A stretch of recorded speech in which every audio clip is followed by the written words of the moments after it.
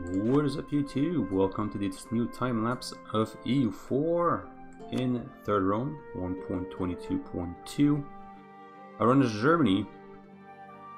I wanted to make one for actually it's been a long time since I played Germany, so we did the usual. Yeah, this doesn't look like the usual, but we did the usual. Started as Brandenburg, went for Prussia, and then Germany. We add the land for Germany by 1579. But you need admin 20 now, so it took a while. Anyway, all of Europe, you can click the button for the Empire. But first, let's give you guys a time lapse. Start like this. So my opening move for Brandenburg is always to vassalize Pomerania and take Stol. So this is what I did here. Eventually, this guy sells you Neumark for 100 gold. You do it. The reason I do this with Stol, by the way, is that while I'm fighting Pomerania, I'm building a spy network on the Teutons. And as soon as I have stop, I can use that spy network to get a claim on the Teutons. And the reason is to get Danzig ASAP. Now you can take Danzig and Königsberg, now that this is not a straight anymore, but a direct connection. You need Königsberg to form Prussia as Brandenburg. So you might as well take it. The reason you take Danzig is to prevent Poland and Lithuania to form the Commonwealth, because they need it. Beyond that, well, we took the opportunities we get as we get them. Eventually we'll vassalize Brunswick. Most of this is taken directly. For a while we'll have Austria as an ally, but he's going to break it at some point because he's an ass. But very quickly we'll have France as an ally too. We'll eventually have Russia. Well, Muscovy, then Russia.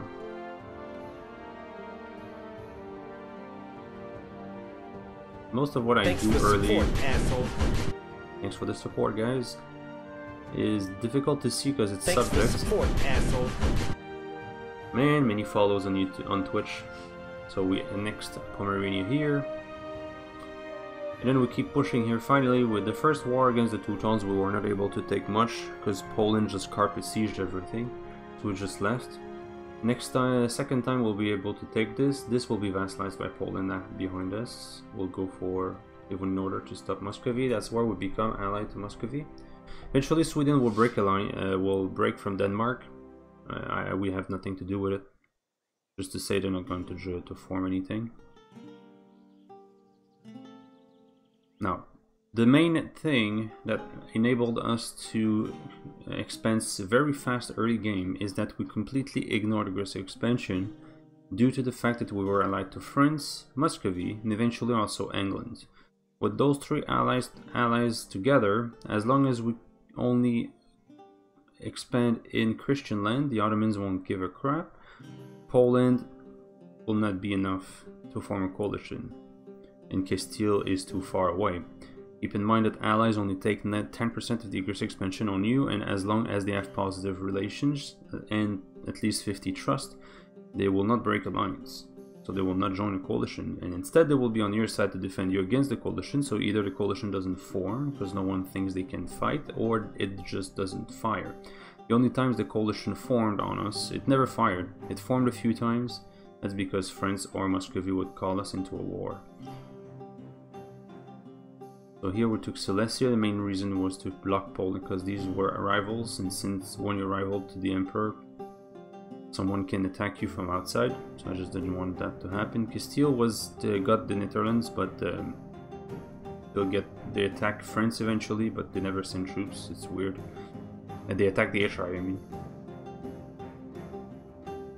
So here we have Saxony as a vassal. That's why we have this through him. Now we'll start just pushing hard, getting all the provinces we need. We're Prussia now. We'll militarize only once, and that's here. In the first war against Poland, it was a difficult war. Poland was allied to Denmark, and I was alone against them. But eventually, with militarization and spending like the 10,000 ducats I ended the bank, managed to separate peace Denmark and then push in Poland while militarized. Here we give back stuff to Bavaria to be able to attack Bavaria because we need München. So we'll return München, which is usually the capital of Bavaria.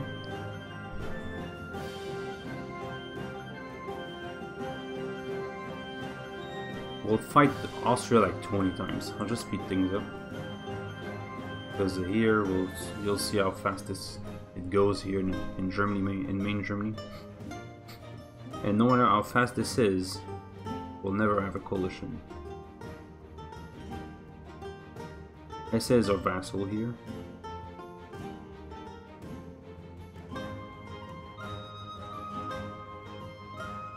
Like most people will tell you that to deal with aggressive expansion, you spread your aggressive expansion around so that no one gets over 50 and not too many people. I do the complete opposite. I focus my aggressive expansion on a few nations, like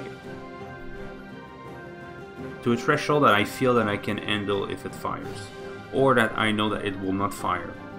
And I just cycle through them while keeping allies to the buffer zones beyond those nations so that the aggressive expansion doesn't go beyond those allies.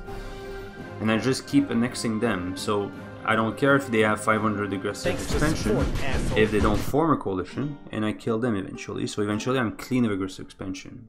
And that's what's gonna happen here once I'm done with Austria, Bohemia, and the Netherlands. This being said, we'll start pushing on Poland and Lithuania. Once I'm done with Lithuania, Russia will break alliance, which is annoying.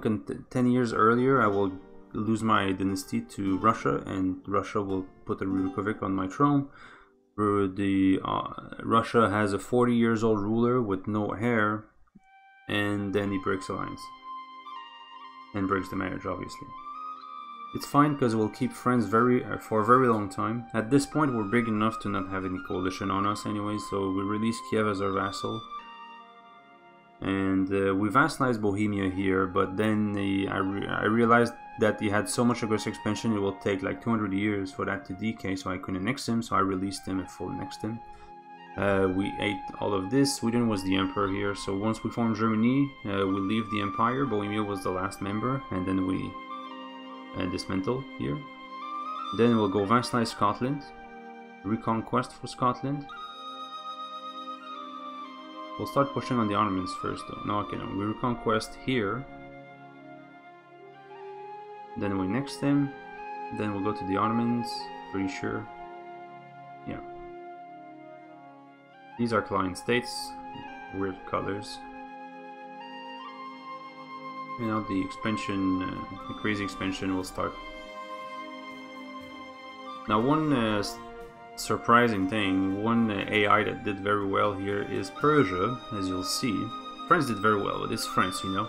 Now Prussia will basically become India.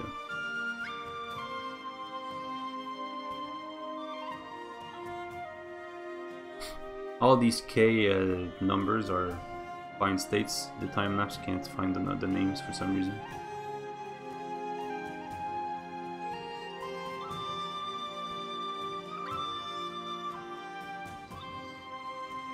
We just ate Tunis. Now we break alliance with France and we ate France. 3 client states here. We'll go to Messina soon because I had nothing else to do at this point. Everything was in truce, so I'm like, okay, whatever, we'll go to Messina. I'll push on Persia soon. I'll just take this for this time. I didn't want to go over 100 because I was in multiple wars. That's the thing with client state, you can't create the client states or transfer land while you're at war. So if you take more than 100, you need to be at peace after that to be able to give it to the client states. I annexed pretty well here. I'll leave France behind with 1 province, and that was a mistake. Because if it's 1 province, they'll move their capital. Now what happened here for the Orat, because those who plays in Third Rome and since the Minute of Heaven will know that the Orat is usually a tributary of Ming.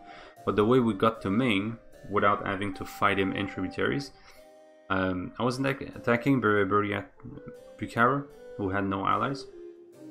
I was just planning to full annex him and just push in and keep pushing, but then I realized that the Orat attacked Bukhara, so I just vassalized Bukhara to end up in a defensive war against the Orat, in which case Ming is not defending the Orat. I full annex the Orat, and then with a border with Ming, I let his men decay a bit, and then pushed in. I was planning to eat all of Ming, but then I figured I'd like to get what I need to do the Roman Empire, you know. So I went back, and I needed Cairo, so I had to fight a war against these guys. Bindribari and Ethiopia were allies. So here we eat Midri and then we fall next Ethiopia. Didn't even have time to change the name. So here it is. We have 13,000. Thanks for the support, asshole. We have 12,284 development. Some is in our subject because we fall next France. So this happened. France owned basically all of North America. This was for a long time. Actually, it still is. This broke free, but this was Ming. So this was a tributary of Ming, oddly enough. And yeah, here it is. Thank you for watching, guys. If you are enjoying this, don't forget to subscribe, as well click like on the video itself. Also, you can watch me live on twitch.tv/Carroot. Most of my runs are streamed there. Otherwise, see you next time, guys. Thank you for watching.